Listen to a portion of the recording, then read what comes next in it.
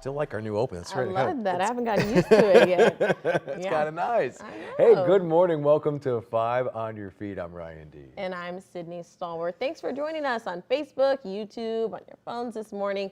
We'd love to have you. Now let's get right into our top story this morning, which was a really, really tragic one. Students from 2 West County schools continue to mourn the loss of 3 of their classmates who died in a horrific crash over the weekend. 2 others were seriously hurt. People of all ages came together to the spot where Cole Anello, Reagan Sajbin, and Jacob KIEFER died early Sunday morning. The teens were driving on KIEFER Creek Road when the car went off the road, hit a tree, and caught fire. 3 crosses now bear their names. Classmates talked to us about how much they meant to them. Their lives were so special, and they just placed a heart in all of us. And every time I was with them, it was just really special. They just had something different about them.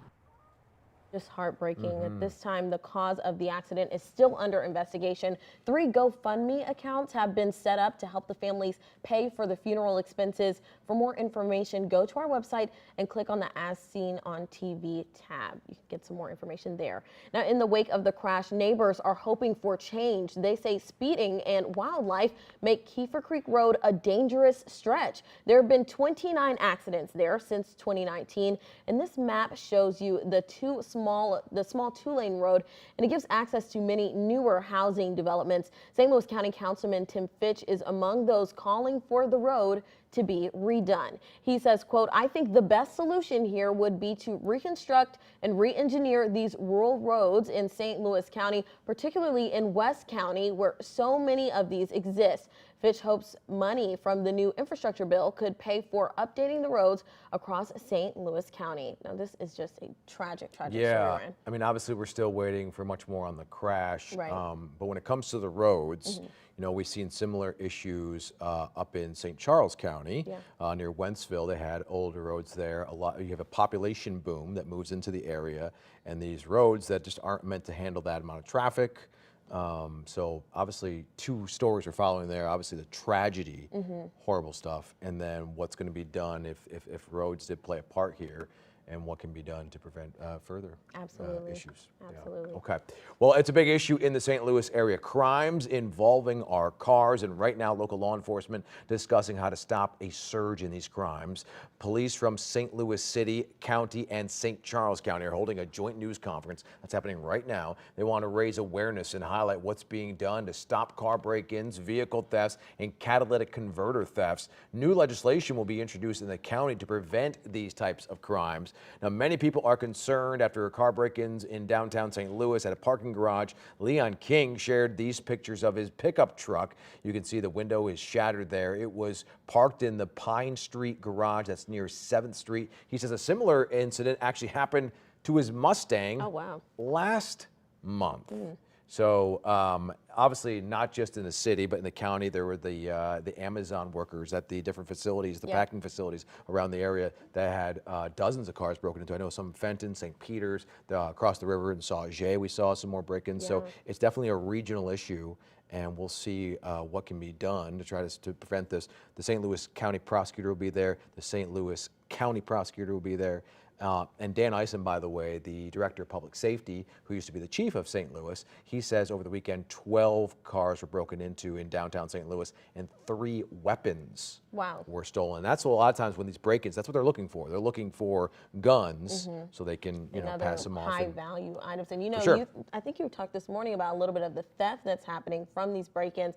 And with it being the winter months, people are, starting their cars. They might keep their car running to keep it hot while they go inside to grab something really quick or maybe go home. Don't do that. That's one of the top things that you're not supposed to do, even though it is cold outside, because people will take advantage and steal your car, steal your belongings. Yeah, one of our fastest growing counties, obviously St. Charles County, they had a huge issue with this last year about cars being stolen when they were warming up outside. Right. And there was even a task force then trying to stop this, but it was like almost every morning, Monica Adams, our traffic reporter, she was saying, oh my goodness, I heard another car being stolen. Not just in St. Charles County, but St. Charles County was a hot spot for sure last year. Right. Be very careful with that. All right, moving on. COVID continues to be a top story in the bi-state. Local leaders are warning of a possible winter surge as we inch closer to Thanksgiving. COVID cases are on the rise in both Missouri and Illinois. In the land of Lincoln, there's been a 29% increase in cases over the last week. Same story in Missouri, where the 7-day positivity rate is up from 6.6% to 7.1%. There's also a slight increase in cases in St. Louis City and County. Now, yesterday, Dr. Sam Page said cases are up 30% over the last week, with the highest rate of infection in 5 to 14-year-olds. He says the spread is happening outside of the classroom and urged that the pandemic is not over. So even though we're getting these vaccines, we're rolling them out to kids. People are getting really excited about coming out on the other end of this, but it's clear we're not done just yet. And 61% of Illinoisans are fully vaccinated. 50% of Missourians are fully vaccinated. So we still have a very long way to go.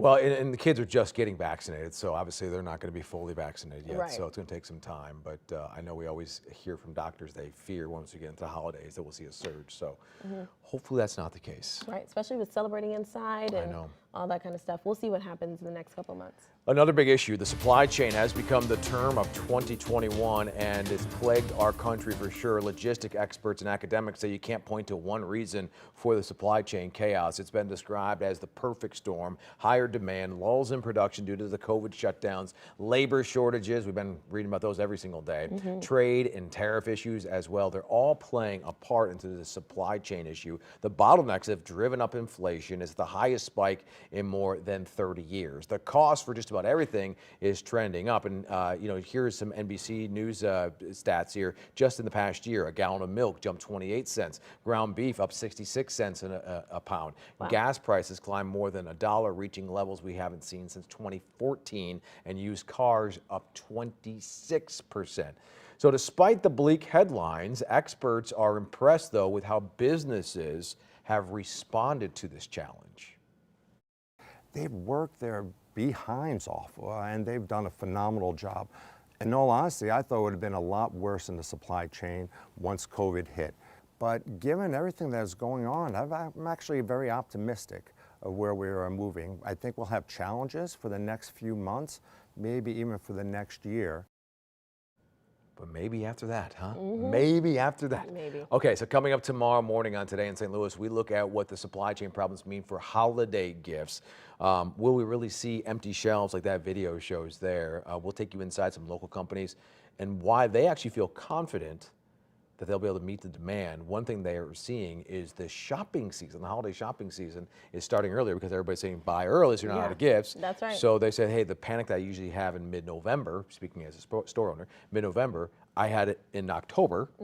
And also tomorrow we'll look at Amazon, what they're saying they're doing to make sure they're ready for all the click and ship. Right. I was going to say, that's the next question, because so many people, it's so much easier to do it online if you can, but with the delays, you never know how long it's going to take to get those gifts. I know parents are under a lot of pressure. Are you feeling the pressure, Ryan? Well, here's the good news. As my son told me, if I don't get something, Santa Claus will come through, and he's absolutely right. So he knows. He said, Dad, don't worry, Santa Claus will get it. Santa's got it this year. Santa's got it. You're off the hook. Exactly. That sounds good. All right, speaking of the holiday, shopping deals are nearly upon us. Major stores are giving us a little sneak peek at their Black Friday sales, which start in just a matter of days. So first up, we got Target. The week-long sale starts early Sunday morning with additional deals added on Thanksgiving Day. Target stores will be closed on Turkey Day and will reopen at 7 a.m. on Black Friday. Now, Walmart has unveiled its final Black Friday sale, capping a season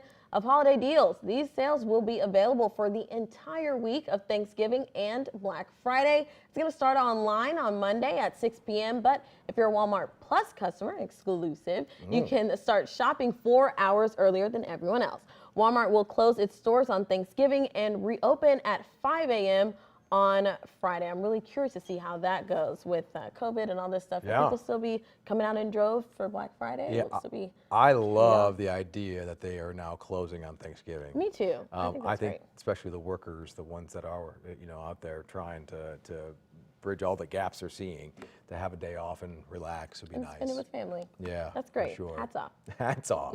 All right, now to a story that St. Louisans just love right now. We're talking about the Rams relocation lawsuit, and a new poll seems to confirm that. The Show Me Victory survey asked more than 700 registered voters from St. Louis City and the county about the lawsuit. More than 70% say they have been following the ongoing lawsuit between the city and the NFL. More than a half support a jury deciding the lawsuit, and nearly a half would favor St. Louis getting an expansion team. Lots of buzz about that one. The Rams relocation trial is scheduled to start in just 2 months. All eyes will be on that trial for I know, sure. I know. I can't get enough of this case either. I think I told Allie Corey when she was filling in one day, it's just, the headlines are just delicious about the whole thing. They really are. I mean, it's just like, oh my goodness, you hear about, Stan Kroenke refusing to pay money, and then there could be a couple $1 billion settlement. Lots of drama. Lots of drama. But we need to be clear though, the expansion team part, there's never been something confirmed reporting-wise that's ever been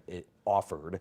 It's just a lot of speculation on legal experts saying, hey, instead of these billionaires wanting to pay billions of dollars if St. Louis were to win, this is something they'd probably give in exchange. But that's just speculation. Right. We'll see if those rumors become reality. Right? Yeah, we might be catching a football game. Who I knows? know. I know. We'll head out there.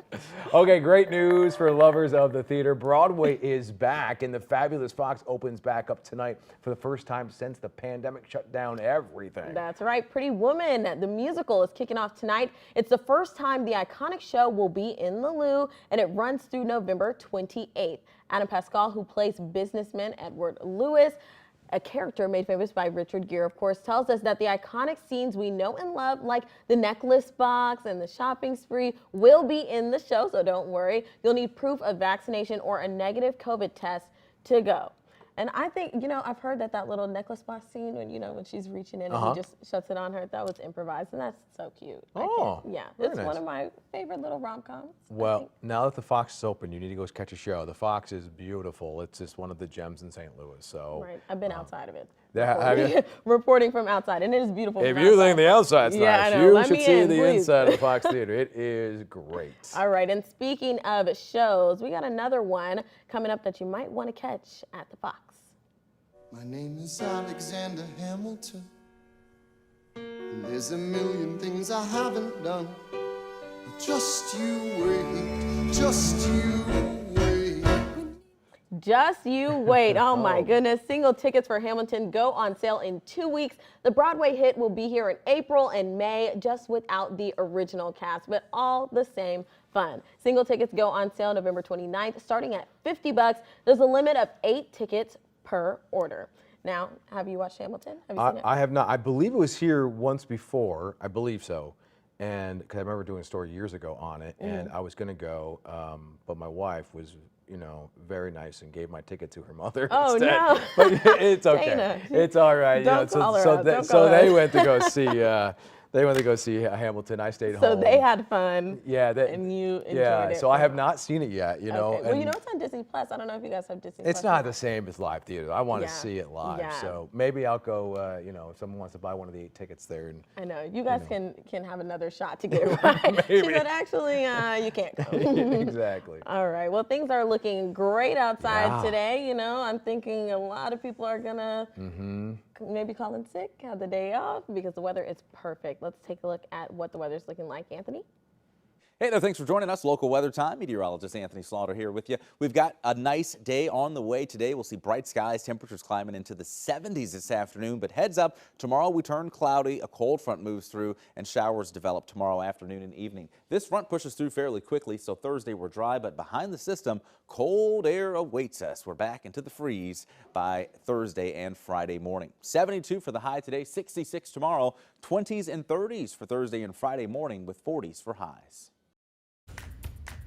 Oh goodness, it's a big night for Marvel fans. The much anticipated second trailer for the upcoming film Spider-Man No Way Home is expected to premiere tonight. A new poster dropped on Marvel's Twitter account yesterday featuring Spider-Man and Doctor Strange facing off against Doc Ock, Electro, and the Green Goblin Look at in the that. background. You excited for this? Yeah. There are also rumors that past Spider-Man Tobey Maguire and Andrew Garfield will make an appearance in the movie. Current Peter Parker Spider-Man actor Tom Holland calls it the darkest in the trilogy. Spider-Man No Way Home will release in theaters on December 17th, just in time for Christmas break. And I have to believe this will be the first time a lot of folks will go back to the theater and they'll say, this is the movie I'll go back for. Yeah, for sure. This one is definitely worth it. It seems like it from what I've been researching so far. And I'm really curious to see how they're going to bring the old Spider-Man into this one and make that work.